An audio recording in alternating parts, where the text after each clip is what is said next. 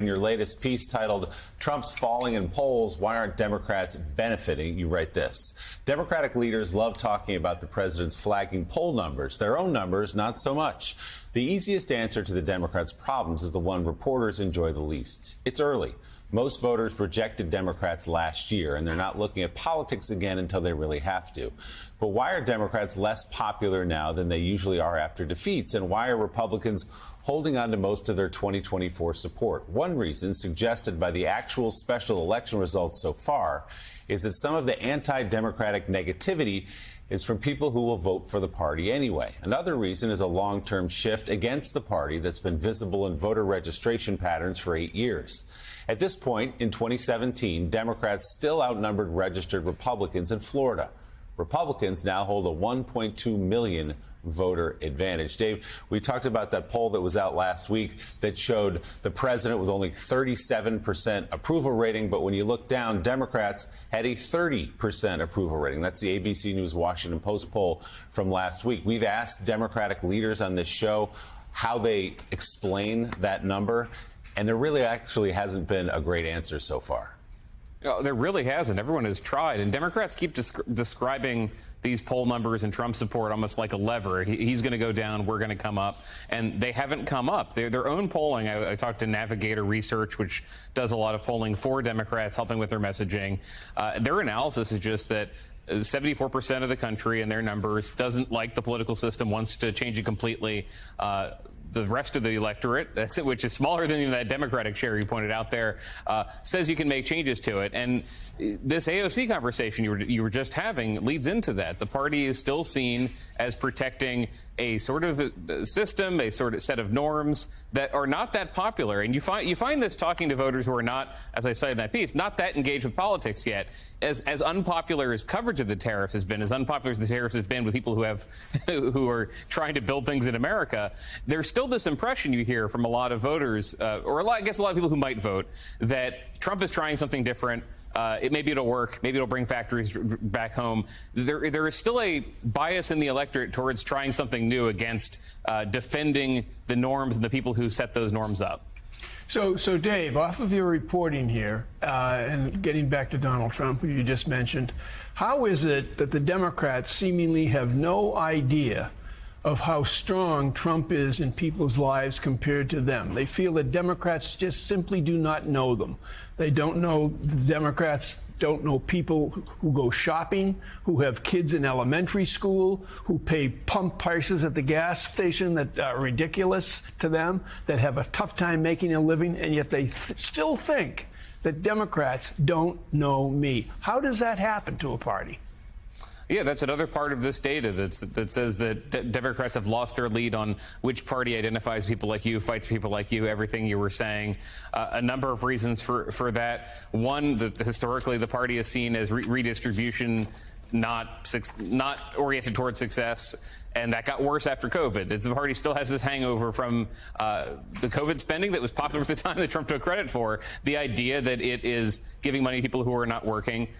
It has a number of problems with the way the Trump economy is sold, the way that they're responding to it. Again, I don't want to repeat myself talking about the tariffs, but Democrats keep trying to change the conversation to Medicaid, to Medicare, to the things they're most safe on, defending entitlements the way they are. And Republicans are not giving them much breathing room, too. Republicans are being smart here, too, not just Trump, in not really talking about how they want to change Medicaid and Medicare and talking only about giving more benefits to people, only about cutting taxes on tips. This is part of the story. Democrats are not taking every advantage, but Republicans too are offering lots of free stuff to people, including and tax cuts, not quite explaining how they're going to pay for it. Democrats are still trying to find some way through that will come with an explanation for how they're going to fund their programs. And that's just not very compelling right now. Is it less compelling if everything falls apart and the numbers don't add up? Possibly.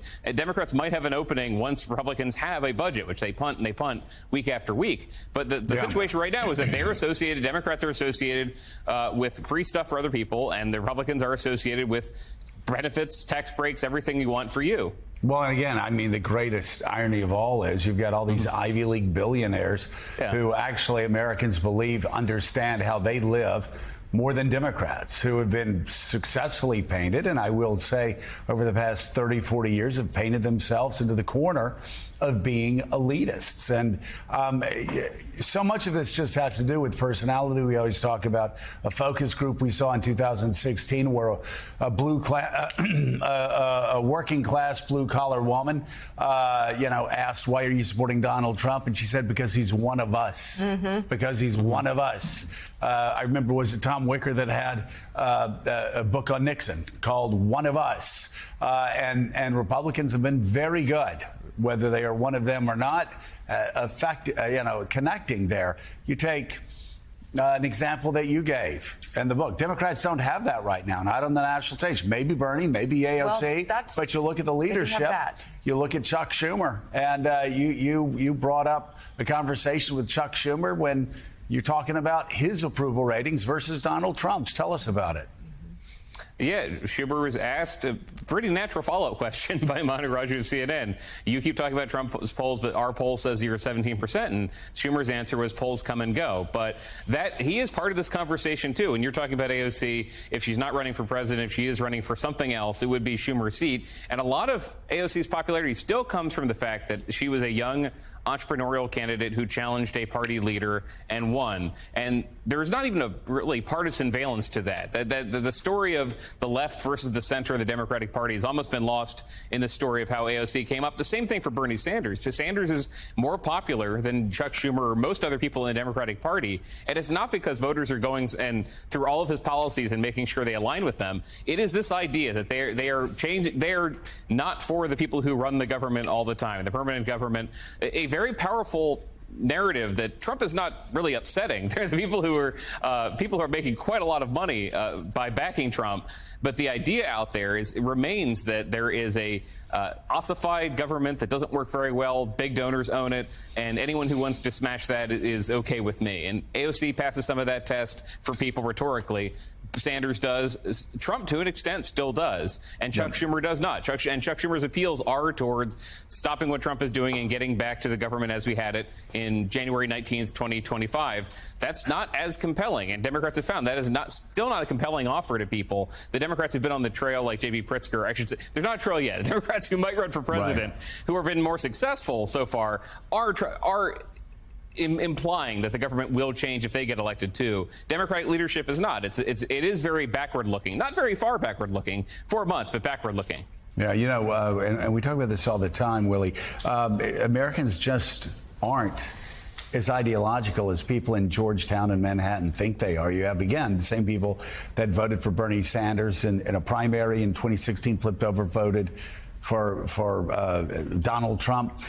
We talk about it all the time. People who voted for Bobby Kennedy after he was assassinated, a lot of them jumped over and started voting for George Wallace. They want fighters. They want people who believe they're on their side. Right now, there are a lot of people who look at Bernie and AOC, and they're not sitting there saying what people in Manhattan and Georgetown are saying, or on Fox News or MSNBC. Oh, they're leftists. They're this. No, it's like, they'll fight for us. They're going to shake up the system. And it's usually not even about policy. It's stylistic. It's, are you fighting for us? Because that's been part of the frustration in these first couple of months of the second Trump administration. Democrats who can't believe Donald Trump is back in the Oval Office saying, what are we going to do about it? Who's going to stand up and push back on the public stage? And AOC and Bernie Sanders have been doing it. So there's one model right there. There's also the efforts, the things that Hakeem Jeffries and Cory Booker are trying. And you know what? You can't criticize people for trying different ways to break through. And we need more of that, not just Bernie and AOC, although that's a model. I think the campaign starts today, and they should be looking every day for ways to break through, make news, and get their message across. And sometimes it won't work, and sometimes it will. That's the time we're in right now. They've got to get out there, and it can't just be two people. Yeah, and Alex, I know we got to go. Just one final point, Rev, and I know you know it, and I know I saw it when I campaigned. This isn't all about where do they stand on Medicare Part B. Where do they? I always knew within 5 seconds of walking into a room whether I had the crowd or not. That's right. I always knew. And there have been times where Mika and I walked into a room and she said, Joe, Doc, Right, right. This is going to be a rough night. You just survived. She just look around and surveil the crowd. But there are other times where I would walk in on a debate with an opponent, and I would walk in, and 5 seconds later, I'd be like, oh, man, I can tell Red Sox stories or Alabama stories. I got this. And I know you know that, too. Absolutely. And that's the thing about politicians. They walk into a room. Some people got it. Some people don't. And when you walk into that room, they aren't going, oh, he's wrong on this ideological issue. It's like, look at him. Right. He's going to fight for us. Or look at her. She's pissed off. She's going to fight for us. Right. I remember, I told people that I had a lot of good mentors in civil rights, but the best advice I ever had came from James Brown, the Godfather of Soul, was like a dad to me. He said, Reverend, people can feel you before they hear you. And they know so who good. you are and whether you connect with them. Don't ever lose your feeling. And because we were riding around in Georgia one night, he was playing all this jazz. And I said, Mr. Brown, you play jazz? He says, Reverend, I love jazz, but people like me to get on the good foot. You got to do what people understand and feel from you. And that's what I think a lot of Democrats have been. They're too smart to get a feeling. There's a lot of smart. Feeling people. You can't be that smart. Politics reporter for Semaphore, Dave Weigel. Thank you so much. Thank you, and Dave. still Adam.